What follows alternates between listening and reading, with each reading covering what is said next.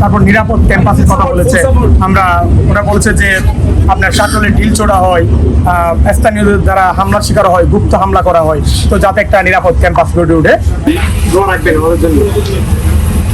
আর হচ্ছে আমার ছোট ভাই সারিয়া লিমন ভাই, দোয়া রাখেন ছাত্রলীগের প্যানেলের জন্য। আসসালামু আলাইকুম ভাই, আমি সাজ্জাদ হোসেন হৃদয়, ছাত্রলীগ মনোনীত প্যানেল থেকে বিপি প্রতি নির্বাচন করতেছি। আমাদের প্যানেলের জন্য দোয়া রাখবেন।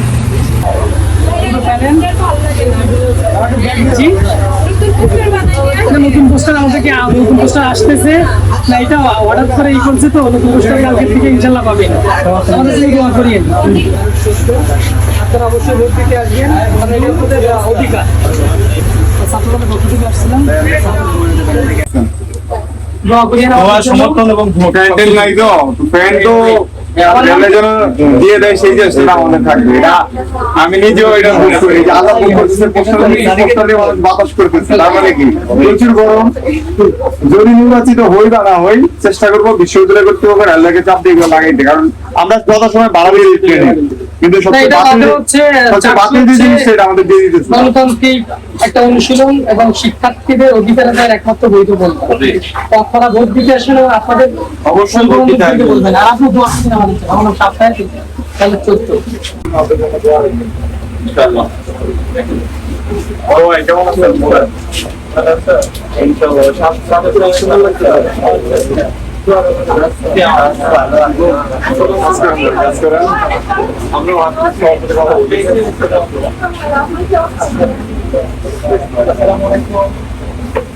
সবাইকে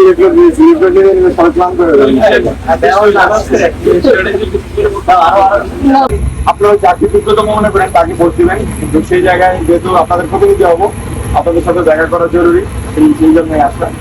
আর দোয়া রাখবেন ইনশাল্লাহ। আর আমার বোন, আমাদের বোন সুধীরা চৌধুরী, আমাদের প্যানেলের একমাত্র নারী প্রার্থী, কেরিয়ার আন্তর্জাতিক। তারপর নিরাপদ ক্যাম্পাসের কথা বলেছে।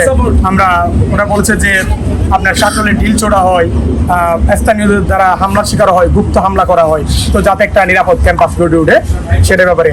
আর স্বাস্থ্য, আপনার যে চট্টগ্রাম বিশ্ববিদ্যালয় মেডিকেল সেন্টার, সেটা হচ্ছে আপনার নাপা সেন্টার হিসেবে খ্যাত। শিক্ষার্থীরা উপহাস করে বলছে যেন সেখানে আপনার শারীরিক এবং মানসিক উভয় সেবা নিশ্চিত করা হয়, সে ব্যাপারে আমাদেরকে জানিয়েছেন। আমরা ক্যাম্পাস বন্ধ হওয়া সত্ত্বেও বিভিন্ন শিক্ষার্থী কটেজ, মেস, ফ্ল্যাটে রয়েছে।